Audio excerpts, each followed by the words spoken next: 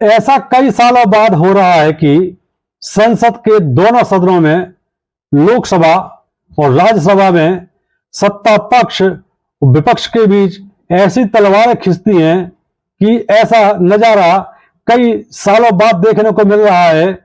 दरअसल हाल ही में लोकसभा का सत्र चल रहा है, संसद सत्र चल रहा है। इसमें विपक्षी दल सत्ता पक्ष पर इतना ज्यादा हमलावर है कि सत्ता पक्ष को समझ में नहीं आता है कि वो आखिर करे तो करे क्या।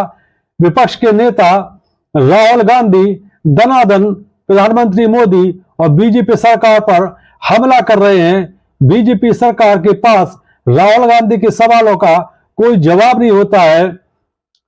चीन को लेकर के, नरवणे को लेकर के राहुल गांधी ने लोकसभा में जो हंगामा किया, जिस प्रकार का भाषण दिया, बीजेपी के सांसद चुपचाप खामोश, बीच बीच में हल्ला गुल्ला करते रहे, लेकिन किसी के पास कोई जवाब नहीं आया।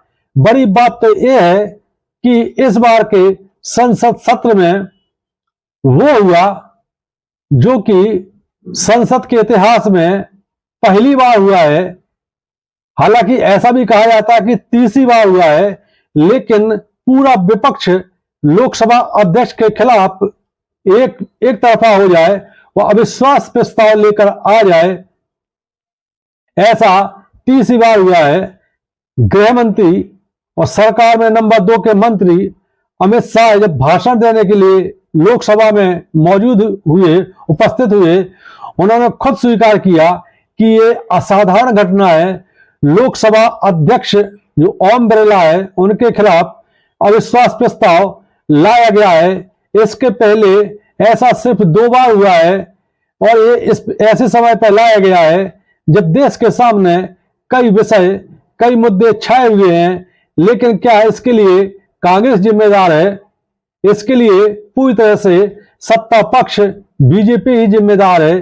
दरअसल लोकसभा अध्यक्ष और चुनाव आयुक्त दोनों पदों को लेकर के लोकसभा अध्यक्ष जो ओम बिरला हैं और मुख्य चुनाव आयुक्त जो ज्ञानेश्वर कुमार हैं, इन दोनों की जो काम करने का तरीका है, हर कोई देख करके कह सकता है कि इनके काम करने का तरीका भेदभाव से बिल्कुल भरा हुआ है।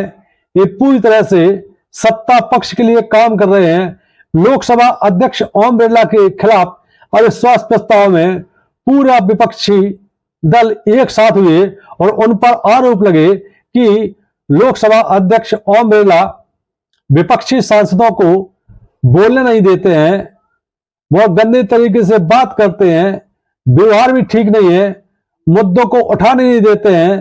पहले बोलते हैं कि जिस मुद्दे पर बोल रहा है उसका नोटिस दीजिए, उसके बाद हम तय करेंगे कि आपको इस मुद्दे पर बोलने देना है कि नहीं बोलने देना है। विपक्षी सांसदों को बोलने के लिए समय कम देते हैं। कई बार ऐसा होता है कि प्रतिपक्ष के नेता, विपक्ष के नेता राहुल गांधी बोलते रहते हैं और माइक बंद कर दिया जाता है, यानी उनके भाषणों को रिकॉर्ड में नहीं लिया जाता है। इसके अलावा देश के कई महत्वपूर्ण मुद्दों को लेकर के भी लोकसभा अध्यक्ष ओम बिरला बोल नहीं देते हैं, नियमों की दुहाई देते हैं।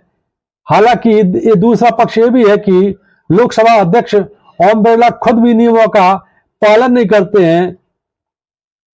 पिछले पंचवर्षीय में जब लोकसभा अध्यक्ष ओम बिरला ही थे तो उनकी मनमानी के चर्चे लगातार राजनीति के गलियारे में लगातार रहे। 2023 के शीतकालीन सत्र में विपक्षी दलों के 140 सांसदों को उन्होंने निलंबित कर दिया और इस बार जो संसद चल रही है, इस बार भी वो मनमाने तरीके से किसी भी सांसद को निलंबित कर देते हैं और निलंबित करने की धमकी देते हैं। हालांकि अविश्वास प्रस्ताव पर जब वोटिंग हुई तो स्वाभाविक था कि चूंकि एनडीए के पास बहुमत है तो अविश्वास प्रस्ताव गिर गया, लेकिन ओम बिरला की छवि बहुत धूमिल हुई। आगे जब भी इतिहास में इस 10 सालों का लोकसभा अध्यक्ष ओम बिरला का कार्यकाल गिना जाएगा, लिखा जाएगा इतिहास में, तो वो काले धब्बों की तरह दिखाई देगा। लोकसभा अध्यक्ष ओम बिरला के अलावा जो मुख्य चुनाव आयुक्त हैं ज्ञानेश कुमार, इनके खिलाफ भी लगातार विपक्ष हमलावर है। वो हो भी क्यों ना, ज्ञानेश कुमार की जो काम करने का तरीका है, ऐसा लगता ही नहीं है कि ये मुख्य चुनाव आयुक्त हैं, संवैधानिक पद पर हैं। ओम बिरला की तरह ही एक प्रकार से बीजेपी के एजेंट की तरह ज्ञानेश कुमार काम करते हैं। एसआईआर में जबरन वोट कटवाए, हर राज्य में 25 से 30 60 लाख तक वोट कटवाए, वो कब जुड़ जाते हैं कब कट जाते हैं विपक्षी दल समझ नहीं पाते हैं।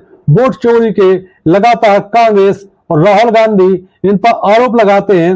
उन आरोपों का जवाब देने से ज्ञानेश कुमार लगातार बचते हैं और इस प्रकार की निर्णय लेते हैं कि बिल्कुल एक क्लियर लगता है कि ये बीजेपी के एजेंट की तरह काम कर रहे हैं। अब आप देखिए कि असम में जो चुनाव घोषित किए गए हैं अभी 5 राज्यों में, असम और पश्चिम बंगाल, 2 जगह बीजेपी की नजर है कि पश्चिम बंगाल में जीत जाए वो, और असम में चूंकि बीजेपी की सरकार है तो वहां पे सरकार इनकी रिपीट हो जाए।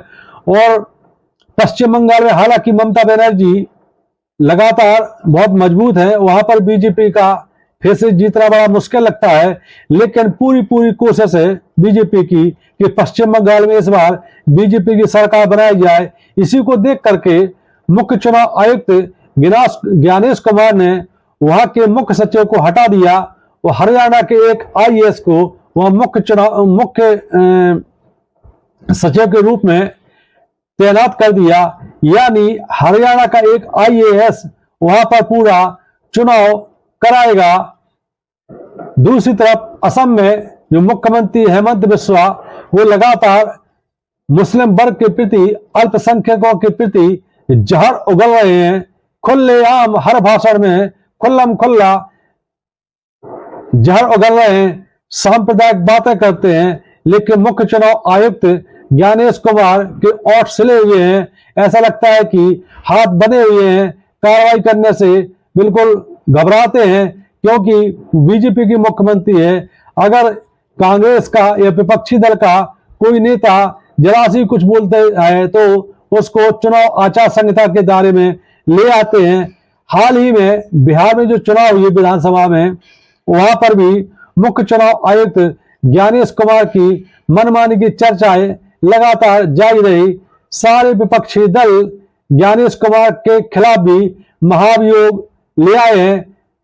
संभव है कि ये महाभियोग भी गिर जाएगा, क्योंकि एनडीए के पास बहुमत है, सरकार उनकी है, लेकिन ज्ञानेश कुमार मुख्य चुनाव आयुक्त का कार्यकाल भी काले धब्बों की तरह इतिहास में दर्ज किया जाएगा।